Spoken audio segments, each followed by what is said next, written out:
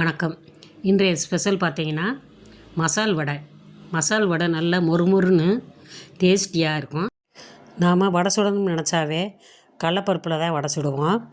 ஆனால் இந்த வடை எப்படி சுட்டிருக்கோம்னு பார்த்துக்கலாம் வாங்க. இந்த வீடியோவை ஸ்கிப் பண்ணாமல் பாருங்கள். வாங்க இப்போ வீடியோவை பார்க்கலாம். இந்த வடைக்கு தேவையானது கொள்ளுப்பருப்பு ஒரு 200 கிராம் எடுத்திருக்கேன். நான் ஒரு 3 ஸ்பூன் அளவுக்கு கடலப்பருப்பு எடுத்திருக்கேன். இதை நல்லா சுத்தமாக ஒரு 4-5 தடவை கழுவிட்டு ஒரு 3 மணி நேரத்துக்கு நல்லா ஊற வச்சுருங்க. இதை 3 மணி நேரம் கழித்து நம்ம எடுத்து பார்க்கலாம்.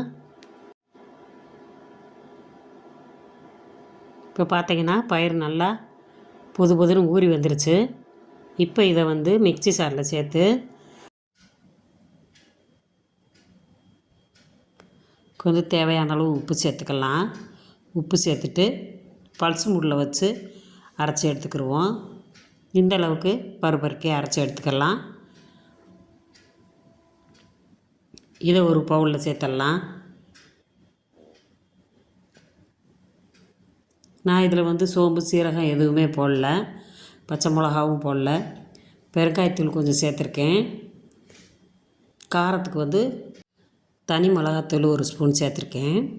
ஒரு பெரிய வெங்காயம் பொடியாக கட் பண்ணி அதையும் சேர்த்துட்டு புதினா கொத்தமல்லி தழை இது ரெண்டையும் பொடியாக கட் பண்ணி அதையும் சேர்த்துருக்கேன். இப்போ இந்த அளவுக்கு உருண்டை பிடிக்கிற அளவுக்கு நம்ம பிசைஞ்சாச்சு.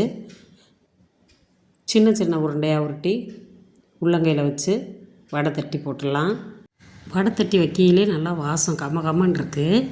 இதில் புதினா கொத்தமல்லி தழை நிறையா போட்டிருக்கிறதுனால வடை சுடுறதுக்கு பயிர் ஊறுற டயத்தை விட காப்பி டீ போடுறதுக்குள்ளே நம்ம இந்த வடையை போட்டு எடுத்துடலாம்.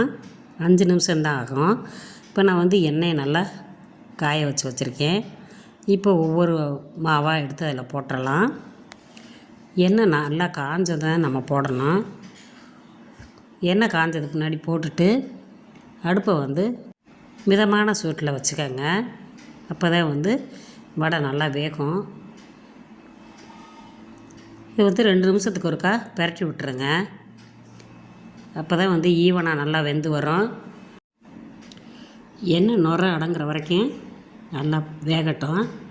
இப்போ நம்ம வடையை எடுத்துடலாம். இப்போ பாருங்கள் நல்லா மொறுன்னு கொள்ளு பயிர் வடை ரெடி ஆயிடுச்சு.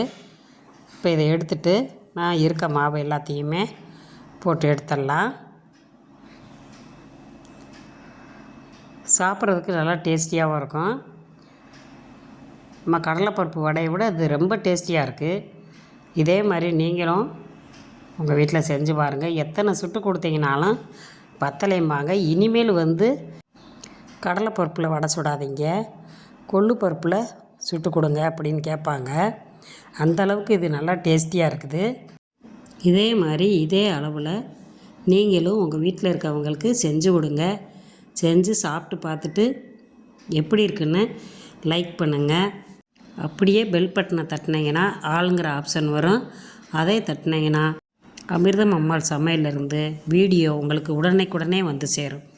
ஈவினிங் ஸ்நாக்ஸாக இதே மாதிரி மொறுமொறுப்பான கொள்ளு வடை சுட்டு காப்பியோட சாப்பிட்டு பாருங்கள். டேஸ்ட்டு ரொம்ப சூப்பராக இருக்கும். இதை சாப்பிட்டு பார்த்துட்டு நம்ம சேனலுக்கு லைக் பண்ணுங்கள், ஷேர் பண்ணுங்கள், கமெண்ட்ஸ் பண்ணுங்கள். அமிர்தம் அம்மாள் சமையலுக்கு ஒரு சப்ஸ்கிரைப் பண்ணிடுங்க. உங்கள் ஃப்ரெண்ட்ஸுக்கெல்லாம் ஷேர் பண்ணி விடுங்க. தேங்க்யூ.